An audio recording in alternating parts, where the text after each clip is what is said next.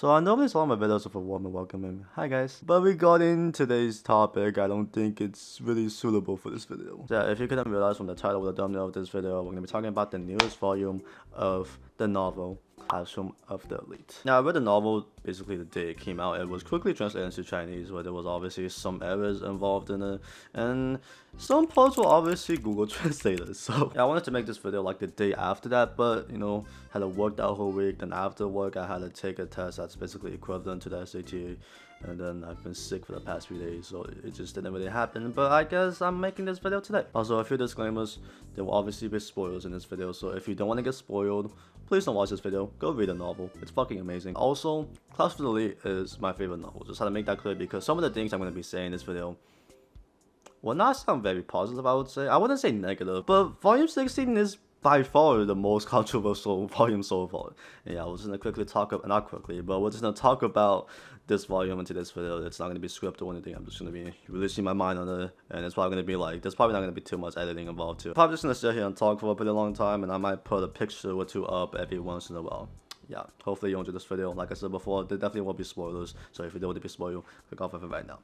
Now let's head into it. Let's start with a more so lighthearted topic, which is the beginning of it, where Kei and Nana Koji decided to reveal the relationship to the rest of Class D. I'm pretty sure they mentioned this at the end of volume 15.5, like they made a decision to reveal it because of everything that's happening around them. With how real like the dirtier students are acting around them, and you know, like other people like Sato and Ichino started finding out. I guess they were just, I guess they just thought it was time to release it to everyone. Yeah, they revealed it to the class and everyone started freaking out. And I honestly think this will contribute to the story a lot because it definitely affected Kyota's relationship with the Anan Koji group. Like, the rest of the group was basically like, what the fuck? I thought we were best buddies. Why didn't you tell us about it? I don't know if you guys felt like this in the previous volumes, but I honestly feel like Kyota's relationship with the Anan Koji group is kind of starting to like fade away in some way. I think that happened at the beginning of year 2 where Koji was like, okay, let me just ace this fucking math test real quick, and then the rest of the group was like, wait, I thought you were bad at studying, how were you able to do that? They did continue hanging out after that, but you can kind of tell like the way they looked at him. They were like, okay,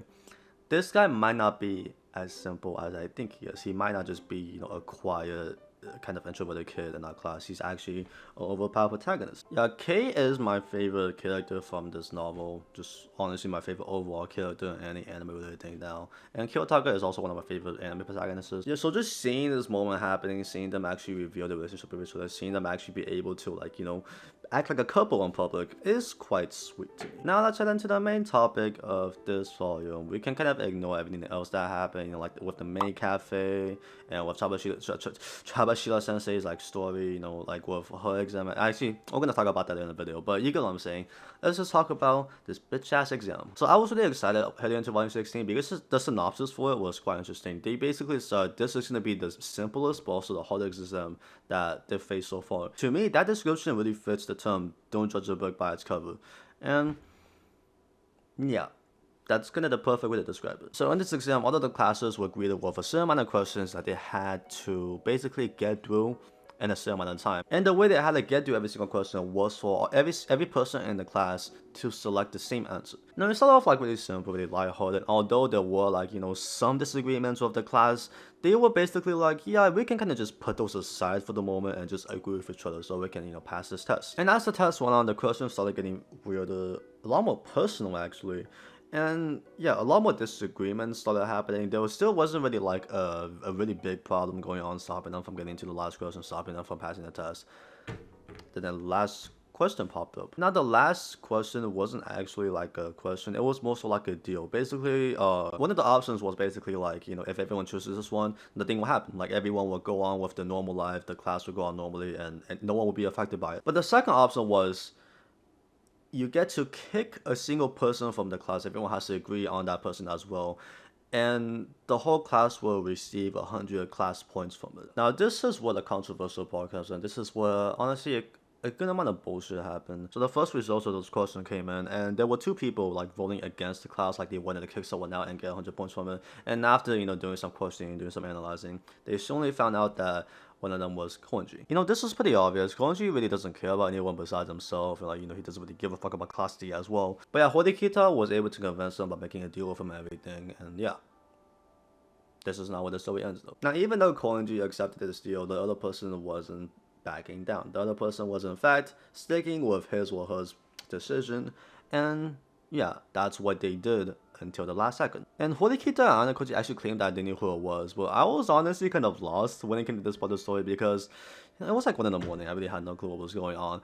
And yeah, they revealed who it was, and it was actually pretty obvious. The person that was voting against the whole class was Kushida. Now, Kushida wanted to basically take out someone or take out the whole class so no one finds out about her past. And when Anakoji basically called her out, she was like playing innocent. She was like, oh, like, you know, why would you accuse me of doing that? Like, you know, I'm just a cute girl. You know, I'm a cute innocent girl that would never do anything to hurt anyone. And because of how everyone in the class saw Kushida at the time, they were like, yeah, Kushida would never do something like that. She's a sweet girl. Then Anakoji kept saying shit. He just kept provoking her, and she just went fucking... she went crazy, basically. She started, like, saying shit about everyone in the class, and, you know... yeah, it was kind of clear, like, who they should have kicked out. Then, something happened. Something that no one expected happened. And this was the part that pissed everyone off. Let me reenact this scene after I eat some medicine real quick. Give me a second. Oh, okay. So Anakoji was basically like, yo, everyone, you see this fucking short-haired, big titty-ass bitch? She's a fake fucker, and she doesn't like any of you. She has a fucked up past. She used to bully people. She's a fucking bad person. Fuck her. Stupid bitch. Fuck you. Yeah, everyone should kick her out, right? She's a bad person. Like, she just talks shit about all of you. But do you guys see that pink, cute hair girl in the back that never does anything to piss anything off? That's a fucking cute girl that does nothing bad? Let's kick her out instead. Now, as a fan of Classroom Elite, as a fan of the character Kyota, this decision definitely made a lot of sense. Basically, they chose the most useless person in the class, the person with the worst stats, and decided to kick him or her out. Now, anyone that has, you know, like at least watched the anime of Classroom Elite will have at least read the first few volumes of it.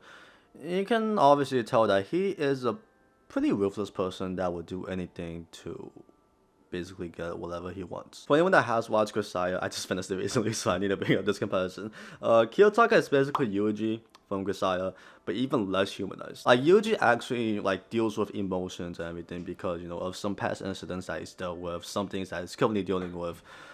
But Kyotaka has always been, like, you know, a straight-faced guy who just doesn't react to anything, who doesn't really show any emotion at all. Yeah, Kyotaka has definitely done some fucked up things in the past volumes as well.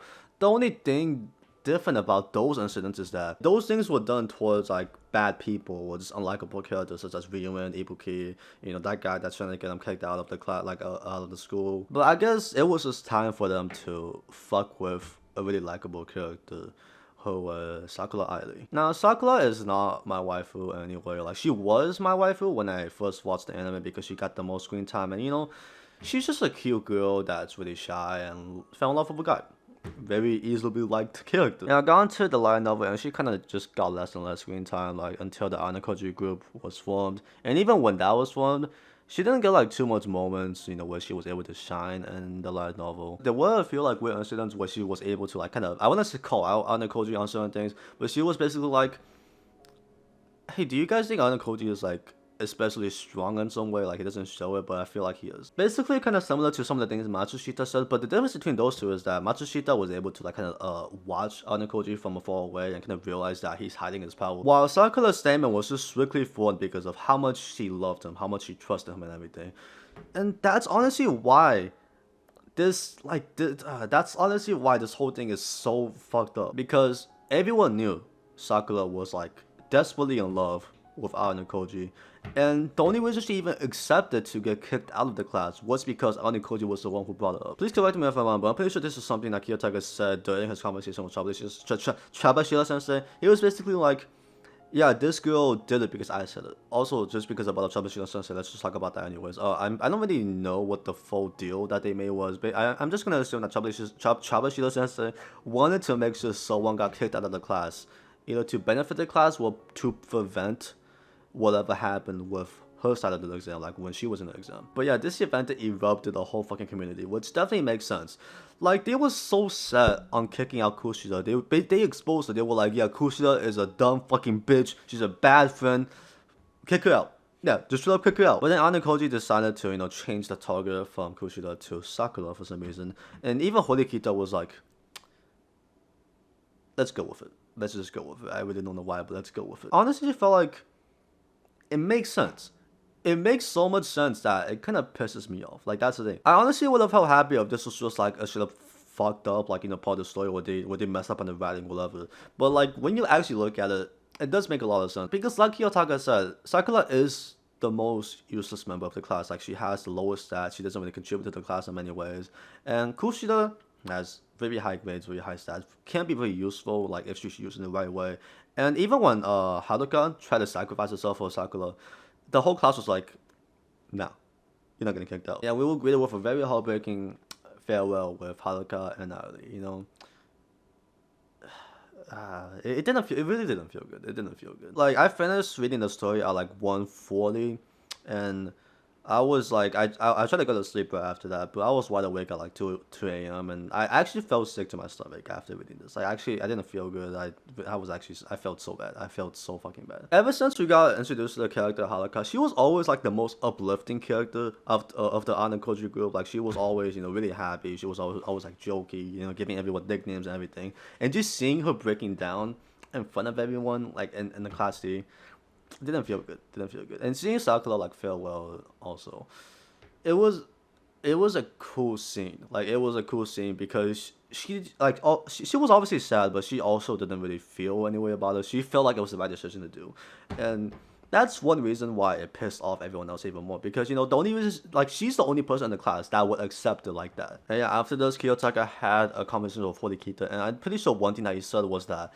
this will benefit the other members of the Anakoji. Now, that is something really interesting. Like, I actually thought about it, and I feel like he was correct saying that. Like, I can see the rest of the group, you know, working really hard to improve themselves, to improve the stats, to, like, you know, get a higher place within the class, within the school, so they can prevent something like that from happening again. Because Anakoji group started off as a very small group. There was 5 members of the group. Now, 2 of them are basically gone. Like, I don't think they will welcome Kyotaka again after this situation, even though they might realize, like, what he did was the correct decision or whatnot. And Sakura she's obviously out of the story now. So the other 3 members, I'm really excited to see the character development. And yeah, I made a tier list for all of the characters from Class of the Elite a while ago, and, you know, Kyotaka is the main character of it, so I obviously talked about him. One thing I said about him was that ever since he, you know, like, got into this friend group, ever since he started spending time with Kay, I feel like he's turning more into a human. He's, like, you know, becoming a lot more thoughtful, a lot more nice and everything. And I think I have to reconsider everything that I said. I really don't know what his current stance as a human is right now, because even Kay was, like, mad at him for making that decision.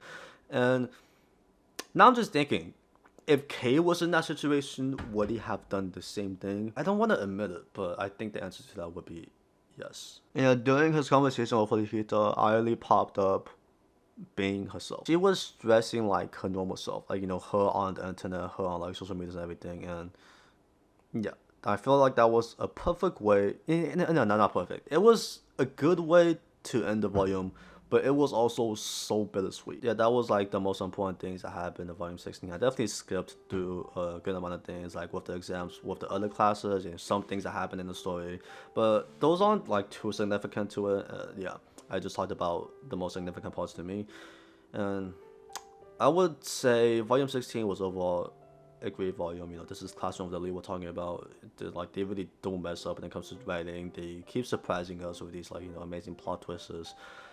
And we were just hit with one that was overly emotional. I really don't know how to feel about it overall, because it was great. Like I just mentioned, it was great. The writing is always good. Everything about it is always good.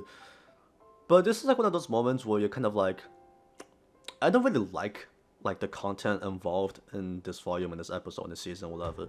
But, like, looking at the outside, it was very good. But I just don't want to admit it because I don't really like the things that happen in it. You guys get what I'm saying? But yeah, I'm waiting for volume 17 to come out now. We gotta wait like 2 more months, and I really don't know how to feel, because I told myself I was gonna reread the whole story after I finished this volume, like when I first started it. And after I finished it, I really didn't want to touch it ever again, honestly. But yeah, that's the it for this video. If you guys enjoyed it, feel free to leave a like, comment, and maybe subscribe. Like, if you made it this far throughout the whole video, please leave a comment on your thoughts of this novel, because I'm still kind of confused on how I think about the final volume of it. But overall, this is still my favorite novel, my favorite anime-related thing of all time. But this volume hit different. This volume hit way too fucking hard. You know, I've been talking for too long now, and that's all you're getting from me today. Hopefully you enjoyed this video. Hopefully you will have a great day, and hopefully we'll see each other again. Peace out.